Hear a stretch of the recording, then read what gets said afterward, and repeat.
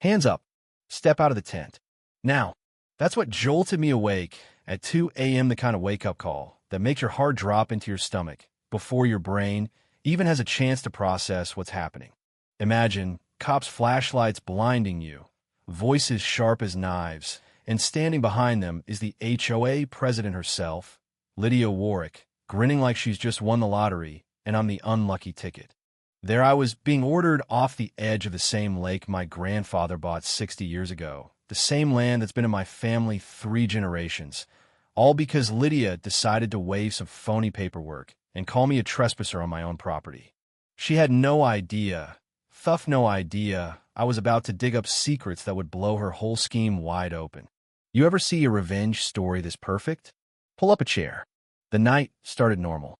I just pulled in a pine hollow, bone-tired from another brutal week at the warehouse, desperate for peace, just me, the sound of water, and memories of Grandpa teaching me how to fish at dawn. He'd always say, "Never let anyone take what's rightfully yours, Evan." That man turned down offers from developers so many times, it was like a running joke.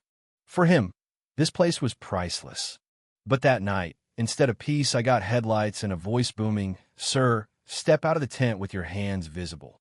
Deputy Luke Carver guy looked more sorry than threatening, but he was flanked by Lydia and her little army of HOA board members, all wearing those matching pins, like a cult.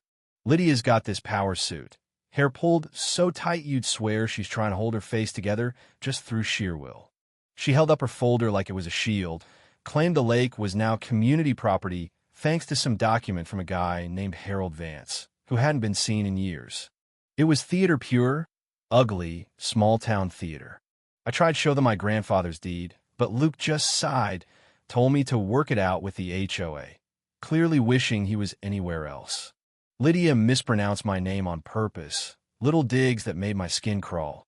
She talked about precedent and community events like she was running for mayor.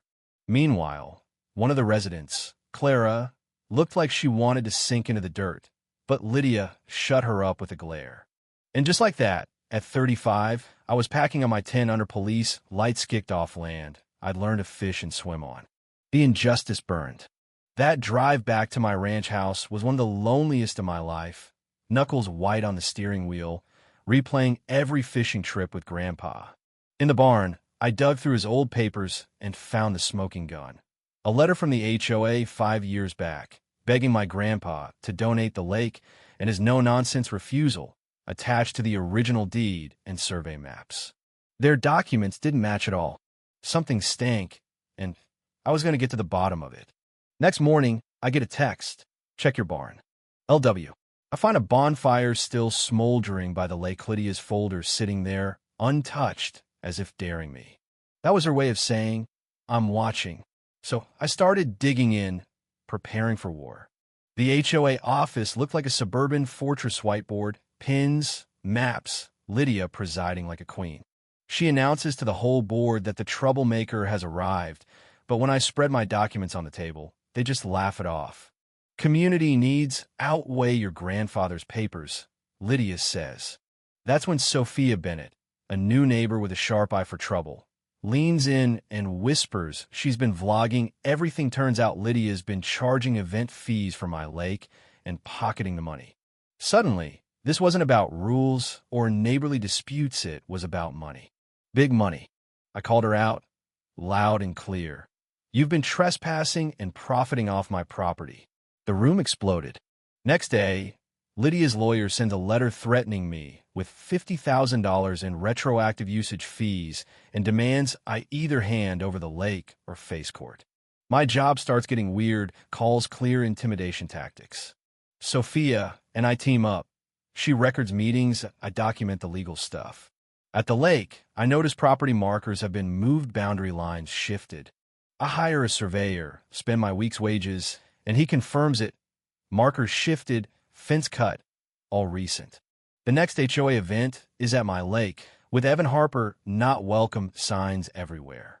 Donation pour rien. Then old Walter Grayson, my late grandpa's fishing buddy, shows up with a pizza box full of old maps and legal docs been through the same fight decades ago. And he'd won because he'd studied the law and never let them push him around. His stories and his paperwork were gold. Sophia uncovers more. Old photos of Lydia at a seminar about creative asset management. The host, now in prison for fraud. Luke the deputy and Lydia, old classmates. The next community meeting, Lydia presents fake evidence, paints me as a greedy outsider. But now, cracks start showing. Clara Hayes and other neighbors are quietly doubting her story. That night, Sophia's vlog goes viral and the local group's people start coming forward with their own HOA horror stories. Things escalate.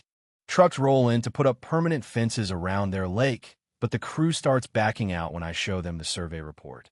Walter's nephew gives me more dirt emails between Lydia and contractors, clear evidence of a planned land grab.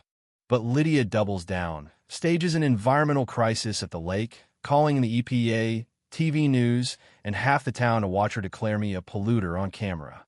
But Sophia catches the chemical barrels on video, turns out the labels match Lydia's old real estate cleaning company. Walter finds the ace, a conservation easement from the 1970s, signed by my grandpa and others, making commercial development illegal, protecting the lake forever. Sophia checks county records. 3 other families in Pine Hollow were run off the same way. We set up cameras, catch Lydia cleaning up her own mess in the middle of the night. The county's new inspector is a bulldog and calls out the fraud on the spot. Lydia's story crumbles. Emergency meeting. I roll out the evidence, maps, emails, footage. Clara, Sophia, and Walter back me up. The board collapses. Nate turns on Lydia. Even Deputy Luke confesses she's been blackmailing him. It's chaos. Lydia's forced to resign. The police raid her house, and investigators uncover a real estate empire built on fraud. The county tries eminent domain, but Walter delivers one last trump card, a perpetual conservation contract, ironclad, signed by my grandpa, untouchable even by the government. In court, Lydia's world falls apart. Harold Vance, long thought missing, returns, been hiding, building a federal case against her. Lydia confesses to it all. The judge dissolves the HOA, restores my property, and hands down a sentence that means Lydia's not seeing daylight for decades. The HOA's assets are returned to fleeced homeowners, and my lake is now forever protected. We held a victory party at the water's edge. Kids swam, Walter told stories, Sophia live-streamed, and Clara brought a homemade pie that said sorry in the crust. Even Lydia tried to troll the stream from jail, but no one cared. Her reign was over.